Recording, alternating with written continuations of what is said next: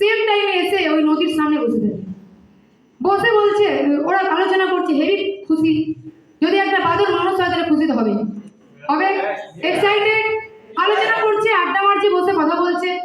তখন ওই তিনজন মিলে যখন আলোচনা করছে, আলোচনা করতে করতে পিছন দিয়ে একটা বুড়ো বাদর সব দেখতে পায়, পিছন দিয়ে ওই বুড়ো বাদরটা যখন দেখতে পায়, ওদের কাছে আসে, ওই তিনজনের কাছে এসে বলছে, তোরা এত খুশি কেন, এত আড্ডা মারছিস কেন, কি হয়েছে আমাকে একটু বলতে ব্যাপারটা। তিনজন মিলে আলোচনা করলো, অ্যান্ড আলোচনা করতে করতে তিনজন মিলে পুরো ডিসকাশনটা বললো, আমরা আজকে বাদর মানুষ হতে চলেছি, বাদর থেকে আজকে আমাদের লাইফটা চেঞ্জ হতে চলেছে, কেন আজকে আমাদেরকে শিব ঠাকুর বরদান দিয়েছে। আর এই বুড়ো বাদরটা বলছে, আশ্চর্যজনক ব্যাপার, এটা হতে পারেই না। কেন হতে পারে না? আজকে আমার এত বয়স হয়ে গেল, আমি এখনো মানুষের জন্ম নিতে পারলাম না, আর তোরা আমার মানুষ হবি? হ্যালো, বুঝতে পারছি কি বলছে, তোরা আমার মানুষ হবি? তখন ওদের ভিতরে চলে আসতো কি কনফিউশন, আর ওই বাদরটা, বুড়ো বাদরটা বলে আবার চলে যায়, আর ওখানে থাকে না। আবার তিনজন মিলে আলোচনা করা চালু করে যে কি করে পসিবল, সত্যি তো, তাহলে আমাদেরকে শিব ঠাকুর মিথ্যে কথাই বলছে। ওই তিনজনের মধ্যে দুজন বলে, না আমরা ঝাঁপ দেবো। আর আরেকজনের মাইন্ড আলাদা ছিল। হঠাৎ করে তিনজন মিলে গল্প করতে করতে ঝড় চলে আসে, আর ঝড়টা যখন চলে আসছে, ওর মধ্যে থেকে একটা বাদর ওই ঝড়ে ঝাঁপ দিয়ে দেয়। কি করলো?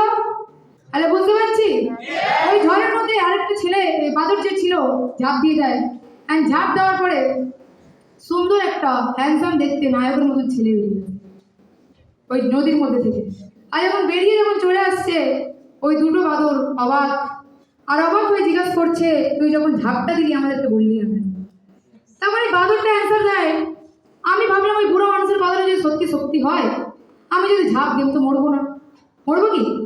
আমি যদি ঝাঁপ দিয়ে আমার কিছুই হবে না, আমি রিটার্ন আবার চলে আসতে পারবো, তাহলে ঝাঁপ দিয়ে দেখি অসুবিধা কি আছে। হ্যালো ক্লিয়ার, কি বললাম? অসুবিধা কি আছে? ঝাঁপ দিয়ে দেখি না। এখান থেকে কি বুঝলাম? আমরা ট্রেনিং নিচ্ছি, ট্রেনিং নিয়ে গেলাম কোথায়? বাড়ি।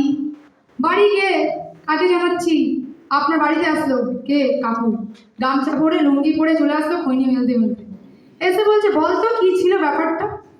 আর আপনি বাড়িতে গিয়ে বললেন, কাকু এই এই ব্যাপার। কি মনে হয় আপনার কাকু কি আনসার দেবে? কি পজিটিভ না নেগেটিভ? কেন নেগেটিভ দেবে? কারণ সে নিজে যদি নিজের লাইফে কিছু না করে থাকে, আপনাকে কি আনসার দেবে? আপনাকে কোনোদিন উপরে উঠতে দেবে না। তার মানে আপনার লাইফে আপনাকে উঠতে হবে। শুধু এটাই না, ট্রেনিং এ থাকতে পারে, আপনি ট্রেনিং এর বাইরে যেতে পারেন। ট্রেনিং এর বাইরে আমি আরেকটা ঘটনা বলবো। একবার তিন বন্ধু একবার মুভি দেখতে গেছিল, অ্যান্ড তিন বন্ধু মুভি দেখতে যায়, দেখার পরে খুব সুন্দরভাবে মুভি দেখে এসে বাইরে বেরিয়ে বলছে, এক বন্ধু খুব ফাটাফাটি লাগলো মুভিটা। কি বলছে? খুব ফাটাফাটি, খুব ভালো লেগেছে মুভিটা। আর এখান থেকে আরেকটা বন্ধু বলছে, হ্যাঁ রে ঠিক বললি, খুব ভালো লেগেছে। আর আরেকজন বলছে, এসব আবার মুভি নাকি? কি বলছে? এইসব আমার মুভি নাকি? এটা কোনো মুভির মধ্যে পড়ে? কি ফালতু জঘন্য মুভি, এটা কোনো মুভির মধ্যেই পড়ে না। এখান থেকে কি বুঝলাম? আপনি যেমন সঙ্গত রাখবেন, আপনার লাইফ তেমনই হবে।